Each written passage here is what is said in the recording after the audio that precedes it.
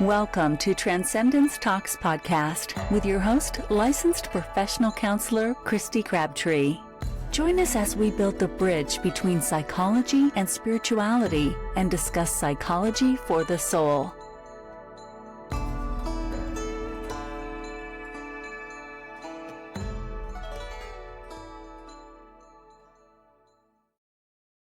Hey, everybody. Welcome to Transcendence Talks podcast.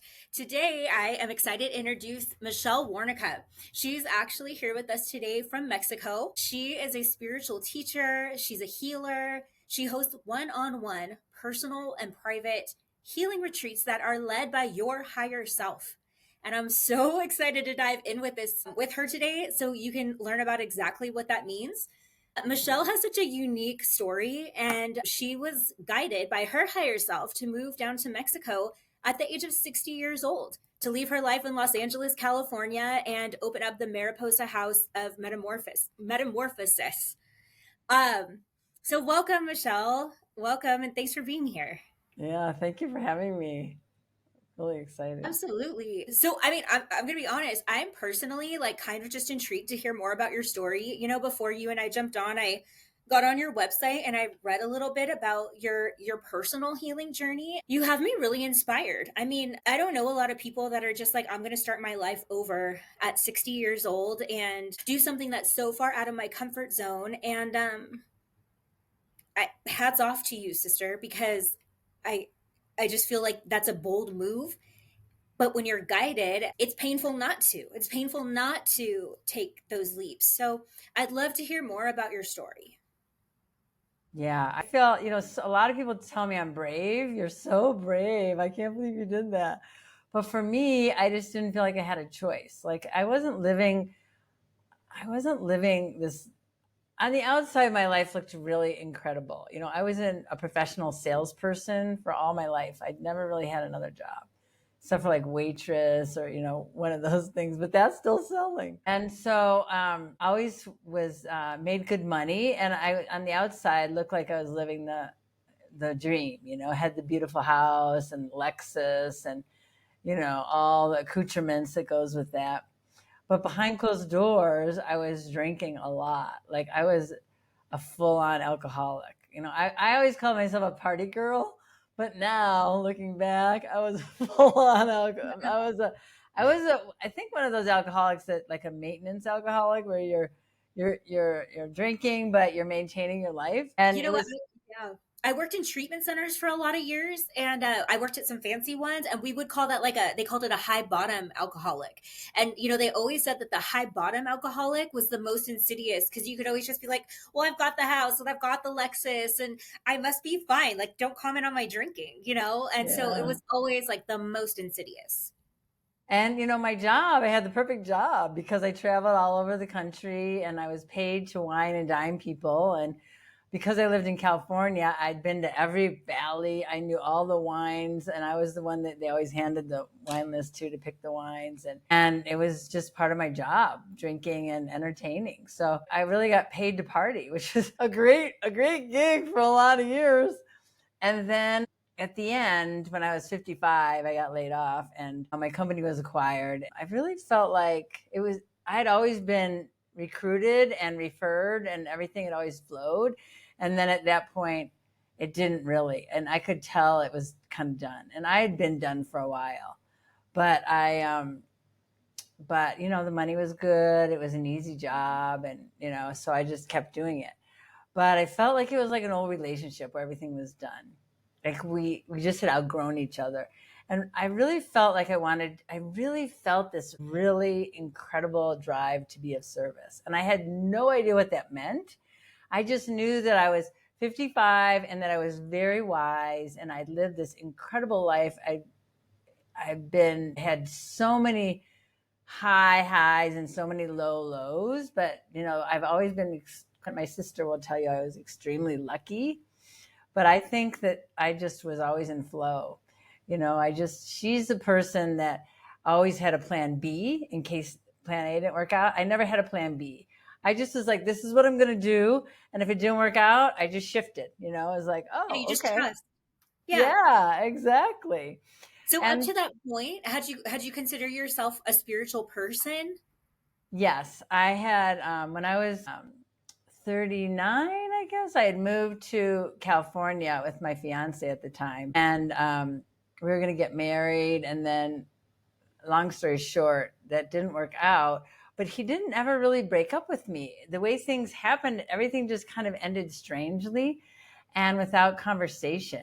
And it was really devastating for me. And I was guided at that point to, it was really probably the beginning of my spiritual journey. I've always been metaphysical. I've always been attracted to that part of life.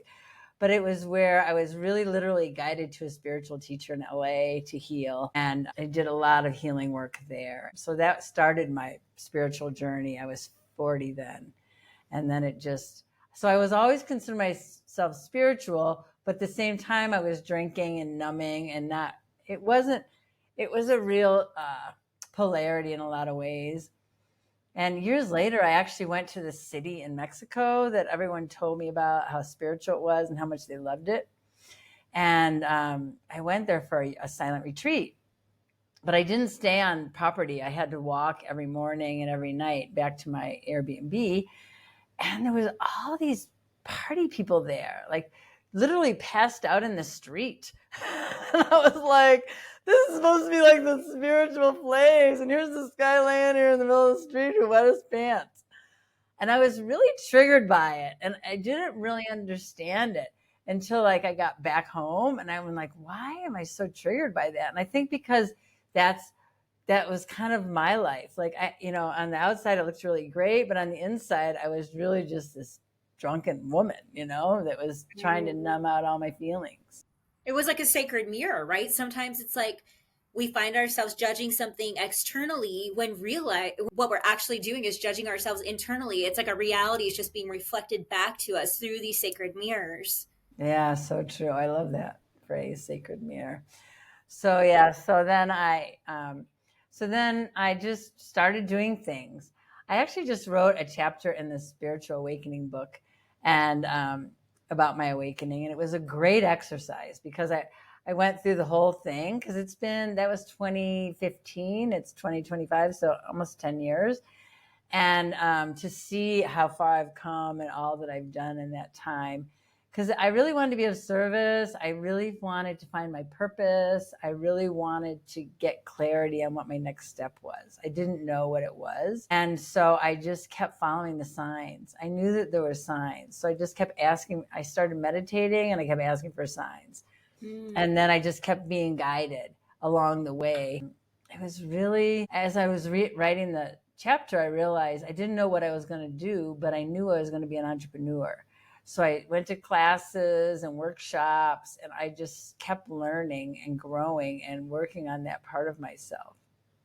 So at this point in your life, it's like you have this abandonment wound from this relationship that just ends abruptly with no communication. And then you were in this job that you loved for so long that just abruptly ended. And so it's interesting because I think sometimes in spiritual awakenings, there's steps. I wrote about it in my book too, in Sacred Revolution. It's like, first you have to know yourself, but then you have to die before you can really start living in full alignment. And sometimes those deaths look like a series of really freaking painful endings. So it sounds like you were going through these experiences of death upon death upon death before you could really rebirth yourself. And I don't know about you, but for me, that liminal space is really uncomfortable, where you're like, I don't really know fully what I'm going to do next. I'm just trusting these signs and I'm taking these classes, and is it going to pay off? Like, for me, that can be an uncomfortable space. How was that part for you? It was horrible. Mm-hmm. It was so scary.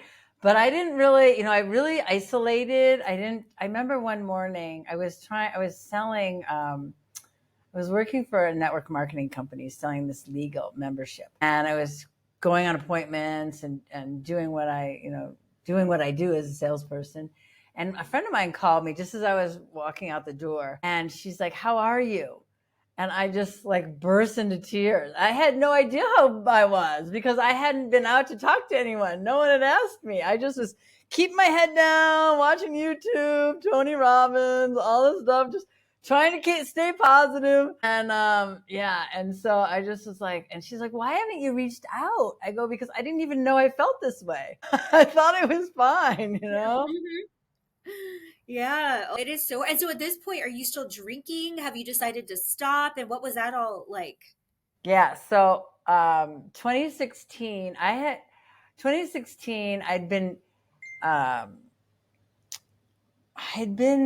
guess, managing this gastritis. I didn't know I had gastritis. I just knew that there was some sort of inflammation that was occurring when I was drinking or eating certain foods, and I was managing it. And then in 2016, when my money ran out, because I had to set aside X amount, I knew my company was acquired. So I had put money aside and I was living off that. And then when that ran out, then my solar plexus, of course, flares up, right? Because then you're all in fear, because I had money, but I wasn't of age to take it out of my IRA. So I had to pay really high penalties. So I really tried to avoid that. And I really wasn't ready to retire. I wanted to keep working. But anyway, this thing that was happening in my stomach got chronic, and I didn't know what it was, but I knew that there was something that wasn't right. And so that started in 2016, and I think it was diagnosed in 2017. I didn't know what it was. So someone told me maybe candida. So I went on this 4 months cleanse, and it cleared up. And then I just went back to doing what I was doing. And then about 9 months later, it happened again. And so I did the cleanse again, and it cleared up again. And then I went on it again. I did the cleanse. And then the third time that it happened, I thought, okay, God gives you 3 signs. This is the third time. So either you're going to quit drinking or something even worse is going to happen. So people would ask me, are you quitting drinking? Because during the time I would heal, I would take 4 months and I would quit drinking and just get really, really clean on what I was eating. And I was like, I don't know. I just kept saying, I'm just not drinking today, even though I knew I wasn't going back to it. And that was September 1st, 2018. So I drank for a couple more years, and then I've been sober ever since. That's awesome. That's awesome. Yeah, the body whispers before it yells, right? We get these little red flag, red flag, red flag. And it's interesting because it's all connected. It just seems like the message is always on every level, the physical, the emotional, and the spiritual, and they can't be separated. Yeah.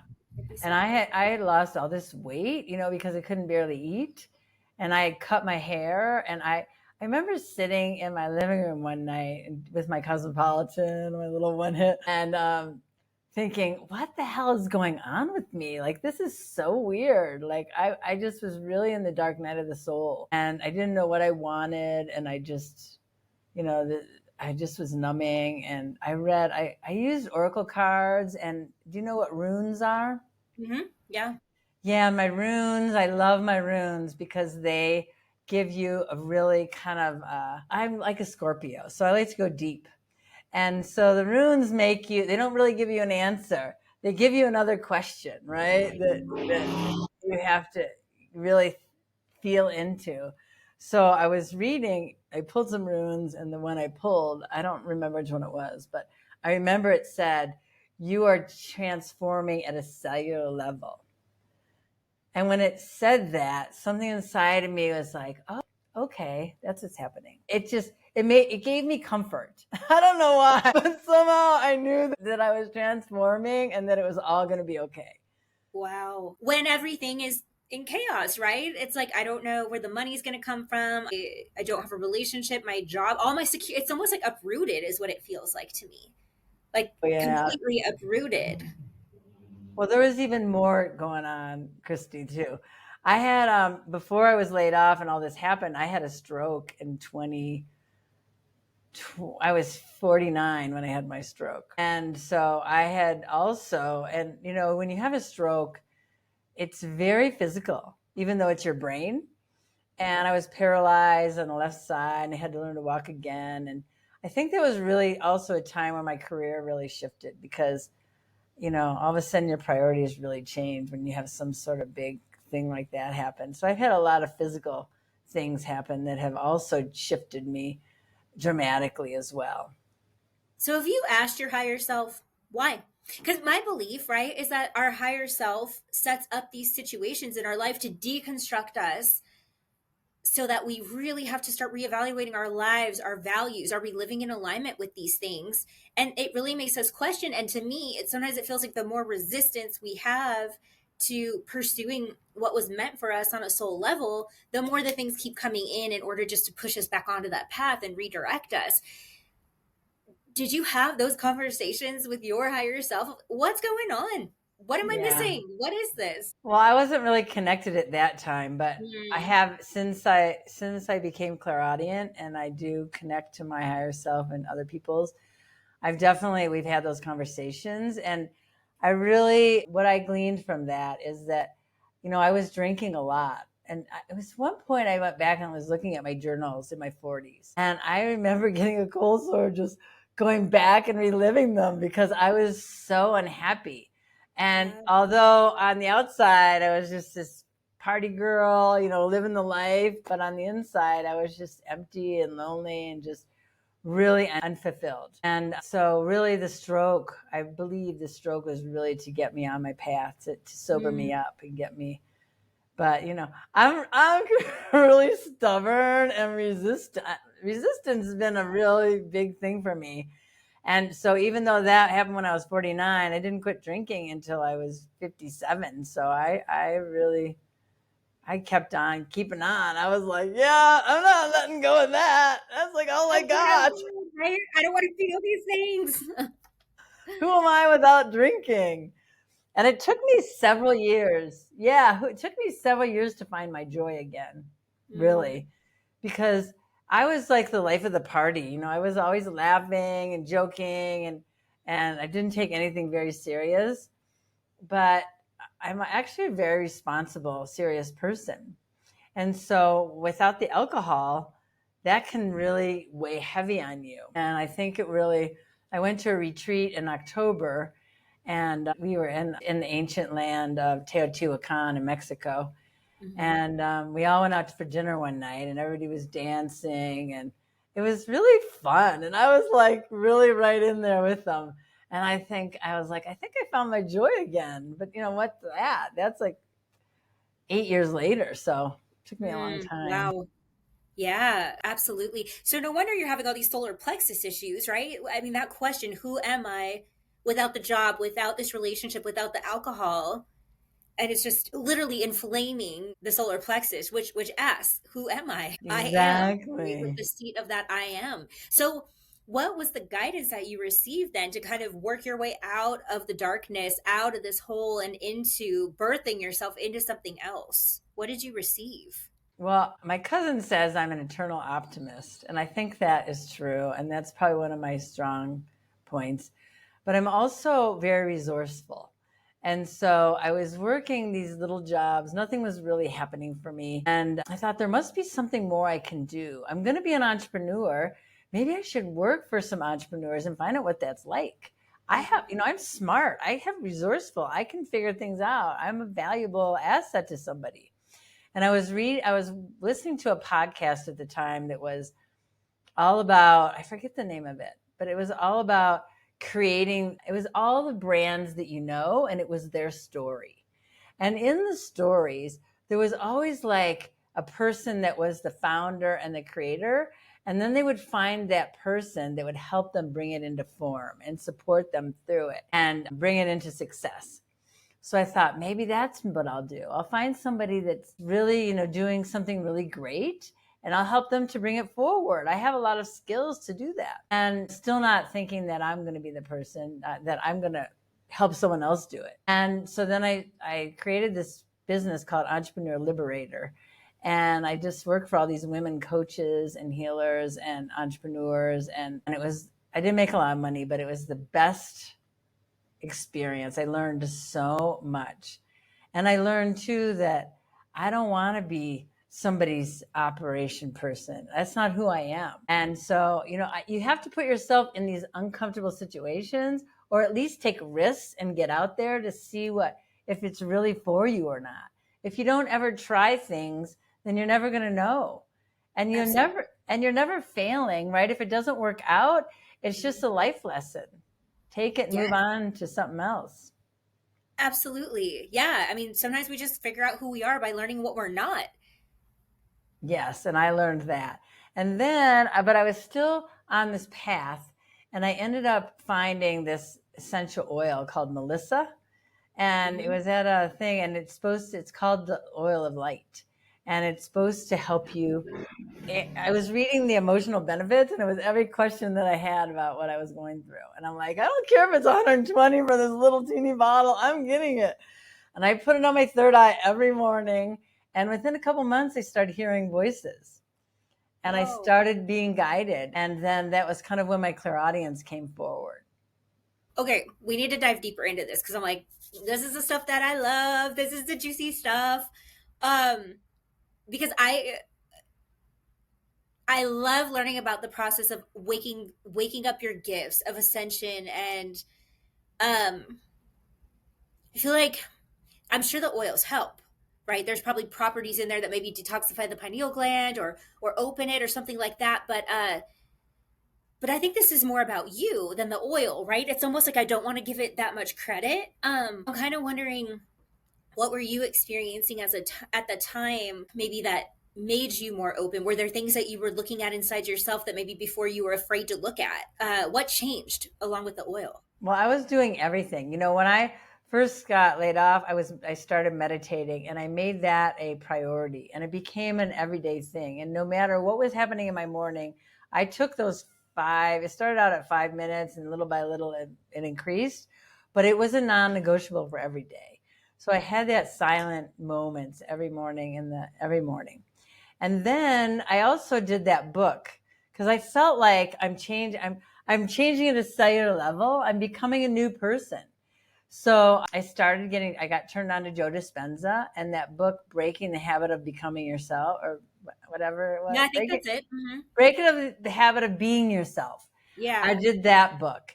And that book was interesting because I started doing the book, and it's really all about meditation. And every day you do a little bit more and a little bit more and a little bit more. And that really helps you to transform because you're rewiring your brain.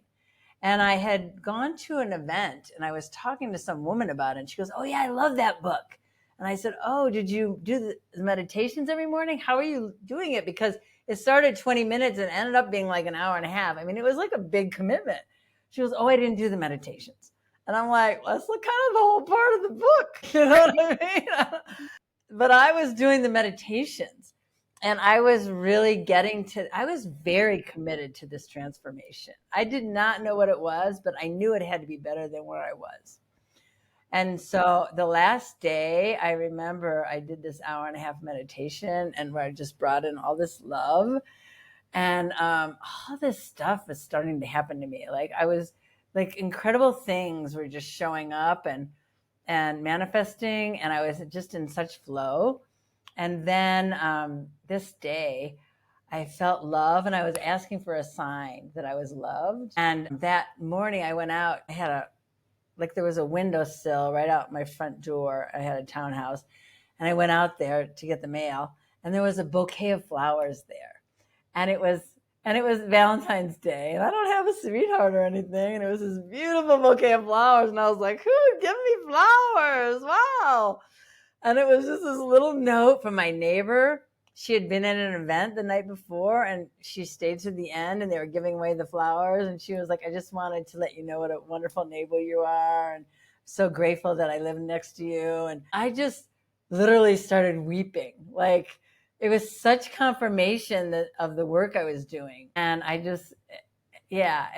so I just kept doing it. And then I was led to Abraham Hicks, and I just was obsessed with Abraham Hicks. And I just was constantly looking for signs and wanting to learn more about this metaphysical world, this world of energy.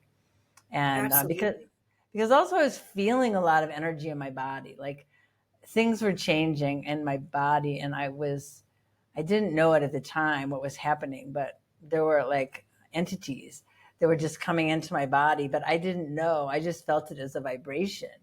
Because when you talk about that more, because, oh my gosh, that's interesting that you say that. I mean, because I noticed during my awakening process too, I feel the same thing. It's like when I'm across from a client now, there's a shift that happens where I almost feel like energy coming into my heart. It almost feels like somebody kind of just ramps it all up.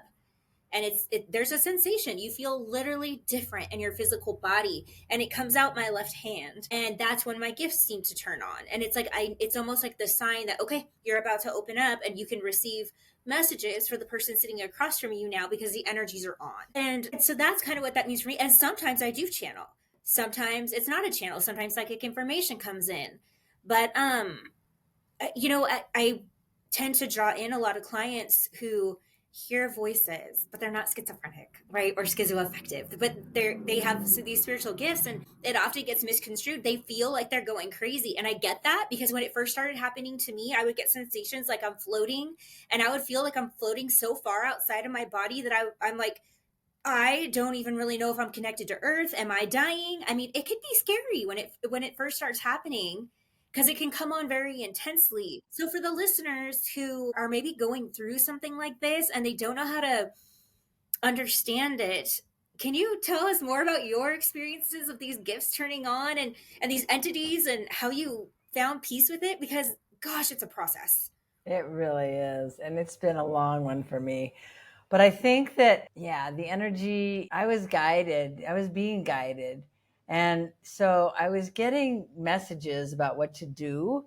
And as I was building my business and as I was coming forward, and I look back now and I can see everything that they guided me to do was closer to where I am now today. But there was also these other voices that were coming through. And I was channeling a lot. And this was in everything kind of shifted at the end of 2019, especially after, you get sober, then a lot of stuff comes forward too, right? So after I got sober in 2018, then after going forward from there was a lot. But when I was starting to wake up and I was feeling the energy, I would feel it as a vibration in my body. And at first I thought it was really cool. I was like, oh, this is interesting. Something must be happening. It didn't feel awful. Mm-hmm. And then I started hearing, and I would channel, and I thought it was God, and some of it was, because there was some really beautiful messages, and there were some really snarky ones. And God isn't snarky. No, God is beautiful. So that's a sign that I didn't know at the time. So when you start to hear things, if you hear them as uplifting and loving and really touching your heart, then that's a sign that you're in a divine connection. But Absolutely. If it's a snarky or judgmental or anything about other people, because your guides are not about anyone but you, mm-hmm. Other people, they don't have any interest in that. They just they're your team. And I always tell people, if they could see their energetic team, they would never feel alone again. They would never feel doubtful again, because you have all these energetic beings that they're like dedicated to you, to your success, to you becoming the highest potential of what you can be on this planet. Because we came here to be the highest potential. Absolutely. So, okay. I want to address the scary stuff, right? Okay. And then go back to channeling, God and the love and the uplifting feeling, because I'm sure that leaves people with some questions of like, oh gosh, like I'm afraid to open this door because I don't want the snarky stuff, the scary stuff to come in. I had one experience of that, and I feel like it was an initiation experience, and I don't want to share a lot of it here. I wrote about it in depth in my book that's coming out in the spring. But what I can tell you, what I did take away from my experience, which was absolutely terrifying, and it manifested physically outside of my consciousness in the physical space I was occupying with a friend. So they materialized, and it was horrible. And it was kind of during my waking up process. And what I realized is anything negative that can attach to you in any way, it can only be there because you are giving it a place to land, and you're feeding it with your fear. So what that experience came to show me was literally how to overcome my fear and step into my power. And fear could not have a place inside of me anymore. And so it's almost like even the darkness is an opportunity to bring you to the light, to show you your fear is feeding me. And how do you clear the fear so that only love can occupy the space within your energy center in your being. And so I was like, I was with my friend, her name was actually Michelle also, and we were in Sedona, and these entities were there in this Airbnb where we were staying. And she's like, she's a medium. She's like, Kristy, I feel like they're connected to you. And I was like, I had so much shame. Like, am I a bad person? Yeah. Am I doing bad things? But what was so interesting, Michelle, is that they were familiar to me. And I was like, why is this familiar to me? And when my dad was addicted, when I was in my childhood, I would see these entities around him because his fear, his unresolved trauma that drove him to use was shrouded in fear and shame. And so these entities would attach to him, and I saw them as a little girl all the time, and I never understood them, but I knew they were connected to him. And I hadn't seen them in forever. Like my parents, I was an adult, I was grown up, I hadn't lived in my parents' home for 20 years. Why would they be at an Airbnb in Sedona? And it was because it was like right before all my gifts were about to come in, right before I was about to really open myself up to this process. They were like, you've got to clear the fear and you have to acknowledge the trauma of it for exactly what it is. And so even though I wouldn't wish what I experienced on my best friend, even though it helped so much, like it was terrifying. But what it did was it brought all the terror up from the deepest unacknowledged spaces in my body, forced me to feel it, forced me to face it and say no. And we yelled for Jesus to be with us in that moment and to clear anything that might be feeding it or contributing the fear. And he showed up, and it was the most single-handedly most transformational experience I've ever had in my life, because to that moment I didn't know Christ because I grew up in a house that didn't have any kind of religion, and I was just kind of honestly sloughed him off to the side because I was like, well, he's really related to Christianity. Personally, I felt like it was too political, and I ignored the message. And it wasn't until that moment when I felt his love and his presence and how he just instantly, everything was gone. The entities were gone. I felt this spaciousness in my body, and then I had to do the work. Like Christ wasn't going to just resolve me of all that. It was like, and now you're going to face your stuff that you've been neglecting. And now you're going to do the inner work, which I'd been trying to do, but I had some repressed memories. And until I could, and then that's when they came up, and then I started to remember, and I could see why I felt so much fear. So anyways, that's when that was a catalyst for me to get on the other side of that fear, to embody my gifts, and then only channel light. So anyways, that was my long-winded way of I relate, I understand, and even the dark is there to bring you to the light. Yes, you can't have light without the dark. Mm-mm. It's really, and I have goosebumps just saying that. And I had some really scary moments with them. I was, they literally tried to starve me to death. I was 88 pounds for like a couple of years. And most of my adult life, I was probably 130 to 150. And so to be 88 pounds was like, and you know me now, I'm only probably 100 now. So I'm like, and it's hard to put on weight now. I think about all the time I tried to lose weight. But the body's different, when you really let a lot of light in. So I definitely had some moments, and I didn't really understand at the time. But I was losing all this weight. I could only eat like 10 things without inflammation happening. And it was, and a friend of mine was like, you really need to get some help. Something happening there. And so I had a woman do a clearing for me. And that was in end of 2020. And then she kind of talked to me about the entity and what it was and all that. I didn't really know. But I went to so many different healers, and they all told me to just tell them to go. Just tell them to go. And I'm like, I am telling them to go, and they're not going. I'm glad that works for you. And it took me until 2022 to find a healer and my teacher. And she told me that I was a transmedium. And that what that means is that I travel outside of my body all the time without even knowing, which makes sense because when you're a highly sensitive child and you're surrounded by energy that you don't feel safe in, then you unconsciously leave your body. And so when you do that, you open portals, and then these portals allow for the beings to come in. And so she explained to me about this and taught me how to close the portals. And I started working with her, and she taught me so many different tools for everything. I've done a lot of work with her, and now I'm like really fanatical about keeping my energy clear, and really, because I've had such an experience with the entities, I also have excellent discernment. So when I feel the energies in my body, I can feel them, because they're not supposed to be in your body. You should have stronger boundaries. But I think I'm really still unraveling this whole thing. But I believe it's has a lot to do with the lessons that I'm here to learn. I think so. I don't think it's purposeless.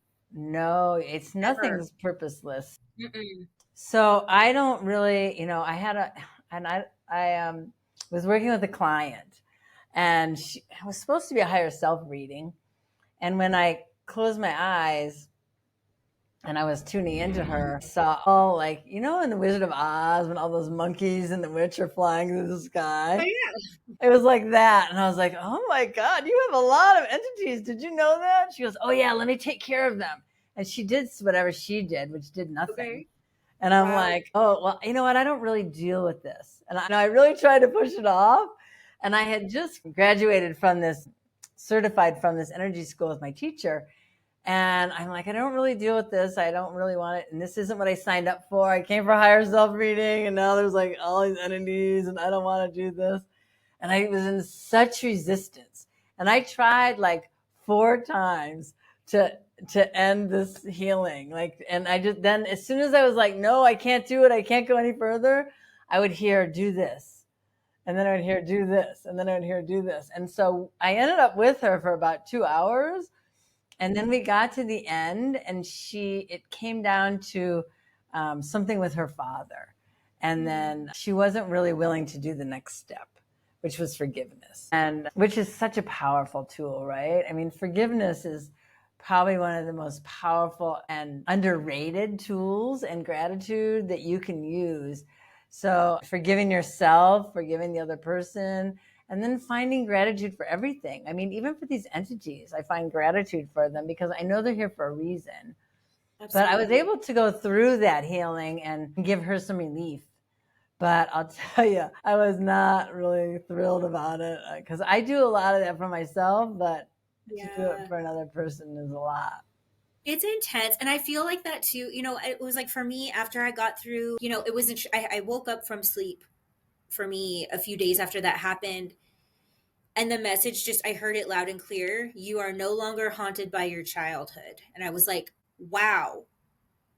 Okay. So I did the work, and then I realized so many people are really afraid to walk into the dark with their clients. So many people are really afraid to sit with people in that much emotional pain and suffering, and they don't know how. For me, it was like, you don't have to be afraid of the dark.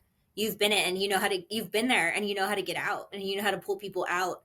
So for me, it was like, well, shoot, that's just what I'm here to do, is pull people out of the dark. And obviously it took some time to integrate that and to learn really what that meant for me. So I'm wondering for you, because why? It's like trauma is always such a catalyst to these things. It just is. I mean, we live in this world of duality, and it's unfortunate, but it's like trauma is just such a portal into sometimes learning how to really develop your gifts of service. Yeah.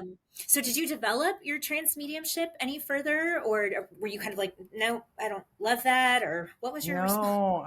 No, I've been fascinated by I'm a double Scorpio, so I'm fascinated by metaphysical stuff. I remember in 2nd grade learning about the universe and coming home and being like, oh my God, I couldn't sleep at night because I'm like, we're so small. The universe is so big. And so I really think that when the opportunity came to just dive into this as my full-time gig, I was like all in. Yeah. And plus, it's so fascinating to learn how everything's connected. And I see now, like, the important, like, energy, how important it is. And I love that this is my life now, because I love that I can help people to unravel things that they've been dealing with for years, Absolutely. That is really spiritual, but they've been dealing with it as a physical. And I'm getting ready to write my book about the body. and because I've had such an incredible journey with the body.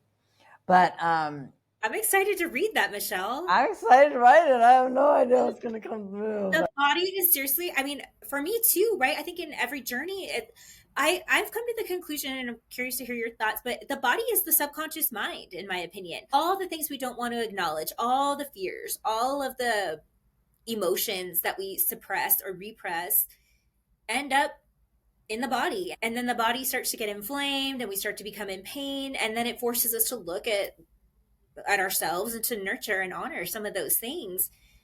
And then that's a portal to the superconscious, right? But we can't really access fully the superconscious until we've cleared the subconscious, whatever's stored in the body.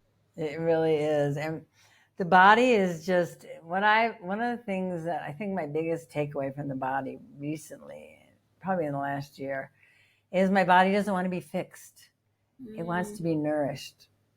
Yeah. So instead of, and my mother is such a good example of this because she has the same digestive issues, but she's on prescription meds and just eats whatever she wants because the medications, they dim all the symptoms, and the symptoms are your body talking to you. So it's like saying, shut up. What you're saying doesn't matter. Just shut up because I'm going to have this cake and I'm going to have this wine. And so she's been doing that. She's 90 now and her body's like, not having it. Her body's like, she's had to really take a look at what she eats because the pills aren't working anymore. Your body has to go. And so that's what my body's saying. Stop eating what you know I don't want and then using your tools to fix me and just give me what I do want. Now, I'm not going to say I'm all the way there yet, but I'm getting there. Absolutely. Yeah. It's funny, like you talked about, kind of intermittently detoxing, throughout periods of time, like stopping drinking, only eating nourishing foods, and then kind of going back to it after you're fixed. And it's funny too, because like I got the spiritual prompting, probably about a year before some of these, 2 years before some of these experiences happened to me where I was being prepared to really deal with my own trauma, to start intermittent fasting. I was kind of gaining weight for the first time and like bloating and just feeling really uncomfortable after I ate. And I couldn't figure out why. My blood sugar was kind of off. And I was like, okay, I guess I need to really take a look at this. And I stumbled across intermittent fasting. And when I look back now, even at the process of like autophagy, right? Which is like when you don't put food in your body for, 16, 18 hours or whatever, this cellular process can start to happen where the body goes through and just cleans out what's no longer needed and makes space for new growth and regeneration. And it's so fascinating because in hindsight at that time, it's like I didn't know I was preparing myself. But when I look back now, it's so clear. Like you were cleansing on a physical level so that you could then cleanse on an emotional level to then cleanse on a spiritual level. And it wasn't clear until years and years later. Yeah, but it's like we start with the body, at the most basic fundamental level. Yeah, I just went through a huge purge that it started on like the first week of January, and then I was guided to quit sugar, and I didn't. I just, I was in all full out resistance. All I got left, you're taking my alcohol, you're taking everything from me. It's sugar. Give me a cookie. And I didn't adhere, but I was doing all this energy work to manage this cold that was coming on. And then on January 5th, I said, I got a clear message that I need to get rid of the sugar. Like every day I was getting like a message about it. And then on the 1st, one of my friends said, oh, I just heard, because I was talking to her about the sugar, and she said she was guided to get rid of it too. She goes, I just heard that when you eat sugar, it's like a magnet for an antenna for dark entities into your brain. And I'm like, oh, well, I'm not going to eat a cookie then. I'm not going to invite them in. I'm done. So I broke up with sugar the next day. I wrote it a letter. I had like a ceremony. And then the next day, boom, I was just taken down. Like I was so sick for about 8 days. I coughed my nose like phlegm, my lungs, I coughed up, my colon was cleansing. It was like 8 days just before the event where I met you. Yeah. And then, and I really felt like I was being prepared for this year because this year is so big that I feel like I needed to have room to bring in all this new light codes and for all the upgrades that are going to happen. Yeah, I did the same thing. When I fasted, I let go of sugar too. I've slowly kind of haven't been as careful, but still, like, so much better. But I went like 18 months without sugar. And yeah, I know it was really hard. I would honestly like, oh my God, it's so crazy. Like, when you cut out sugar, the emotions that start to come up, that you realize that sugar's an impulse just to push them back down and get a quick dopamine hit. Oh, I was irritable. I was like all kinds of anger coming up, and my liver was releasing all kinds of things. I was just like, this isn't about the sugar. This is about all the repressed energy and emotion and anger that I've had that I haven't acknowledged, that I've pushed down with sweetness, you know? And there was some deeper, obviously, you know, messages and symbols and meaning in there for me. But the awareness that came with it was pretty intense. So, Yeah. I think this year is about the body. I think this is the year of the body. You know, there's a Virgo, something with Virgo this year, and Virgo is the body and it's the healer. And I think that our bodies are people are going to start to really understand how important their bodies are, because they're not going to keep just being quiet. You know, our body is. I used to do weekly Facebook Lives, and I did one called "Your Body's the Envy of the Universe," and I really feel that way because think about it, like all these galactic beings, and I know that a lot of us have galactic origins, and we didn't have these kind of bodies. I had this reading with this woman. She told me I was from this planet that had really big head and really long arms and a little teeny body. And she said, that's why you have so much problems with your digestion, because your digestive system is really little. You're not used to eating food.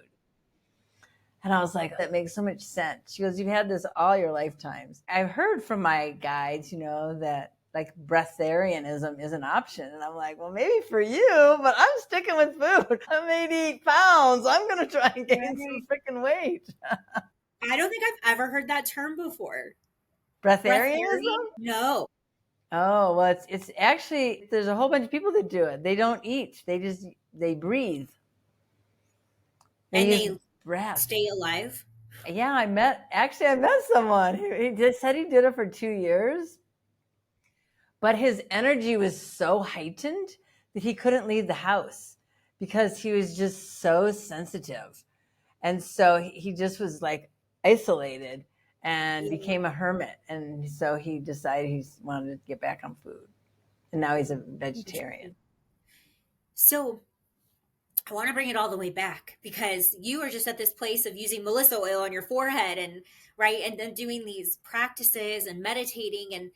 And so then is that the point where you're like, I'm moving to Mexico? And how did that leap happen? Yeah, Mexico was, well, I wanted out of LA because, you know, I had $150,000 lifestyle and I was not making $150,000. And LA got really expensive and I was really, it wasn't serving me. You know, I also was a lot older. You know, LA is a young people's town. What part of LA were you in? I lived right in Mar Vista, so in between Culver City and Venice Beach. Okay, I grew up in Simi Valley. Oh, okay, so you know. And so I got what I wanted. It was always my dream to live in California because I grew up in Michigan. And so I had a good 20-year run there and I was ready to go, but I just kept hearing, not yet, not yet, not yet. And then my dad passed in 2021. And a few weeks later was my 60th birthday. And there was a full moon, and I was born on a full moon, so I'm really sensitive with the moons. And there was a full moon. I was getting ready to go into ceremony, and a friend of mine messages me and says, I have a message for you from God. And I'm like, really? Wonder why he's not coming to me like personally, but what's the message? And then I heard, she said, it's time for you to get clear on what it is you want, make it from the heart, make it real and from the heart, and it's yours. Mm-hmm. And I was like, oh, it's a great birthday present. I get to move because I just wanted out, but I didn't know where I wanted to move. So I knew I wanted to move and I was like, okay, we can move now. Great. And then the next day I had the message that I was to move to Mexico. And I was like, okay, well, this is interesting because I don't speak Spanish and I don't know anyone in Mexico. All right. So I just gave it I felt into it. And then when my birthday came, I really sat with it. And I was like, if I don't do this now, when am I going to do it? Because I know I want to leave, and I've already planted the seed to move somewhere in the world. Why not Mexico? It's super easy. It's right across the border there, and it's cheaper, and it's beautiful. I mean, there's so many beautiful things about Mexico. So I made the decision, and then that week I started selling everything that I owned. And within 6 months, I boarded a plane with 4 suitcases, and I moved to San Miguel de Allende, and I lived there for a while. And then I decided I wanted to live at the beach. So I moved to near Puerto Vallarta, and I lived there for a while. And then I heard to move to San Cristobal, that this is where my mission is. And San Cristobal de las Casas is very far south. Like, we're literally 3 hours from Guatemala. Wow. And I don't speak Spanish. And when I lived in San Miguel was like the California of Mexico. Like, there was 3 organic markets within a mile of my house. And everyone spoke English. And it's a great place. Beautiful city. But then when I went to Buenos, then I lived more with the locals, and I started learning some Spanish, and I started understanding the lifestyle, and it was just when you were talking about preparation, it prepared me, because when I got to San Cristobal, no one spoke English, and I was like, oh, okay, we're going here, fine. Full immersion. Yeah, exactly. And then I got here, and it was gorgeous. And then about a month later, the rains came in, and I was like, yeah, no, I can't live here. It's too cold. This is San Francisco in the winter. I didn't sign up for this. And that was in June. And then I told my guides, you need to find me a new place, because this is not going to work out for me. It's too cold. And then the next night, just before I fell asleep, I heard, there's no other place. This is your place. Your mission is here. This is the reason you're in Mexico. And I was like, oh, okay. I'm not leaving because of the weather. I've been on this journey of my heart. I'm on a mission. So I bought like heating pad and wool shirts, and I just hunkered in, and now we're like 7,200 feet. No kidding. And then around us is all really hot. Like, I'm going to Palenque in a couple of weeks, which is an ancient city, and it's like 80 or 90 there now. But today it was like 70, and it's beautiful. Yeah. The winters are beautiful because it only rains in the summer. Mm-hmm. And so I've been here now, and then I told that next day after I got that message, I told God, well, if you want me to stay here then and do these workshops and classes and stuff, then I need a house. And then I heard, okay, well, what does it look like? Make a list. So I made a list of everything I wanted, and then I heard envision it. So I started envisioning. I had a picture of it, and then I heard, don't look for it; it will find you. And I'm like, okay. So, and if it doesn't look like what you think it looks like or better, then it's not the place. Mm. And it took me like 9 months, but I was in full faith about this house. And then the house came, and then everything in my life changed. And it shifted. I mean, I live this life beyond my imagination now that I never could have imagined. Like, this house is magnificent. It is the most incredible place. And when people come, and it has everything that I didn't put on my list, and it found me. And it was literally sitting empty for 5 years. So it was literally waiting for me to get my vibration to the frequency so that I could live here. Wow. And so now the house is part of your mission, right? I mean, it feels like you two are just on a mission together. And tell me a little bit about that, how you serve people, with your gifts, with the house and the space.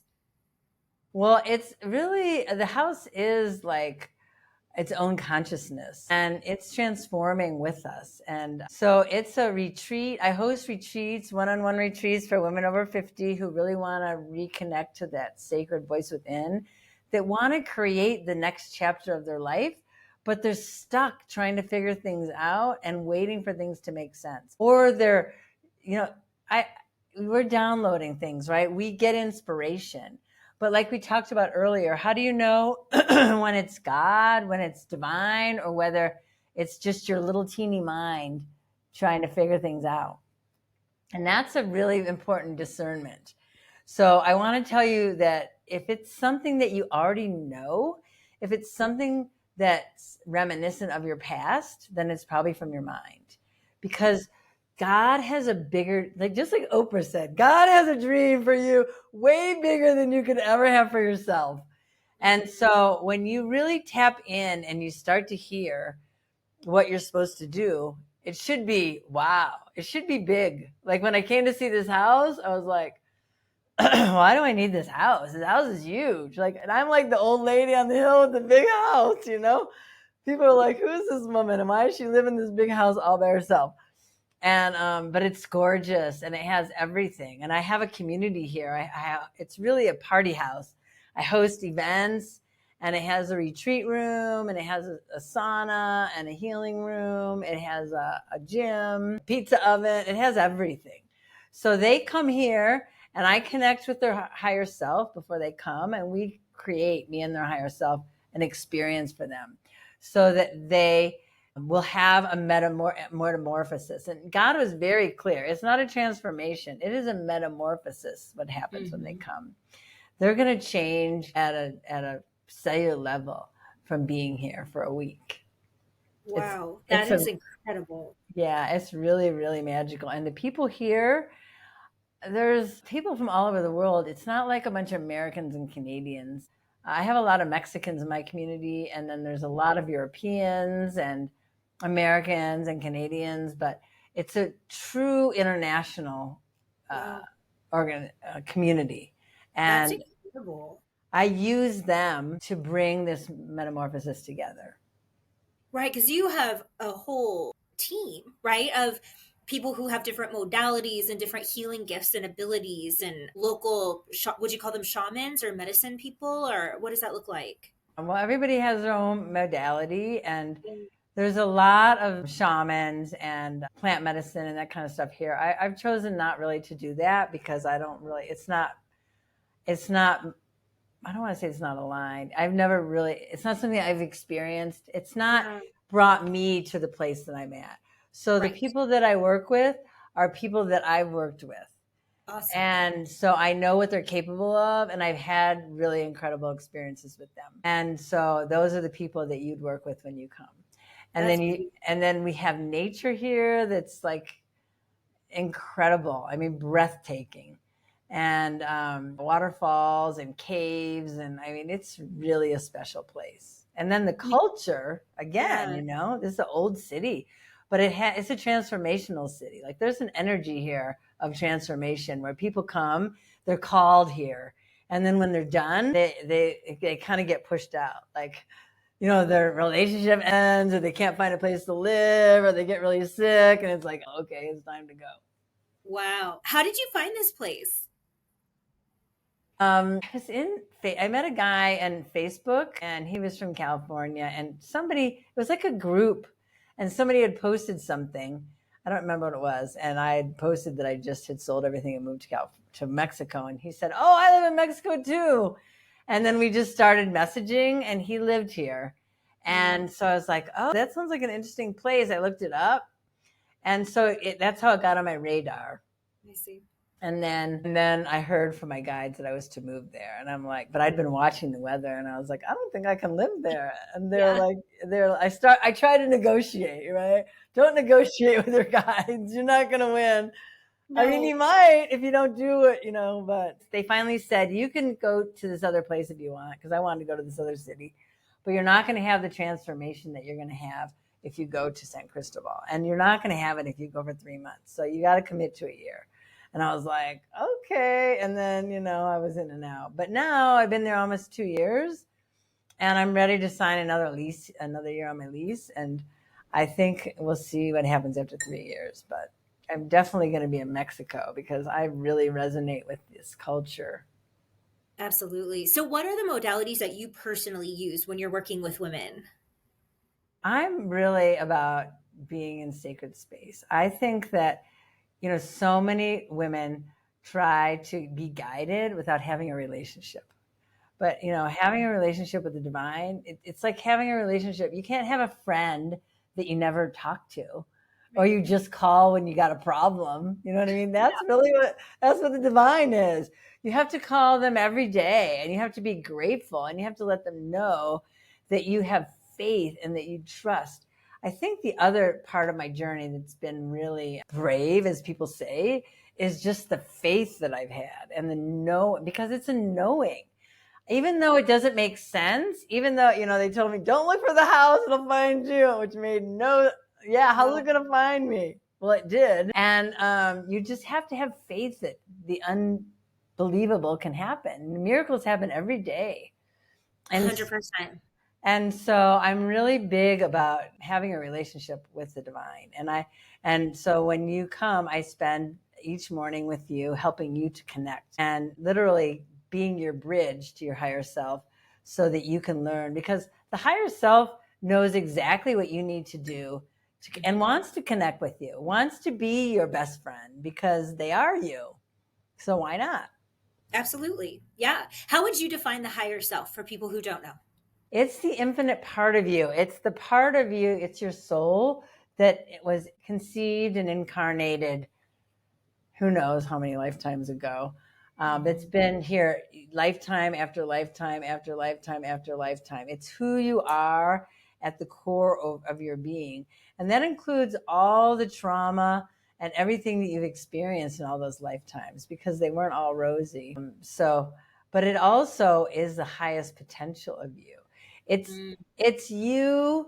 If you were not perfect, because none of us are perfect, we're all human. That's why we're here, to have the human experience. But it's the part of you that is the highest and best, that wants to do the right thing.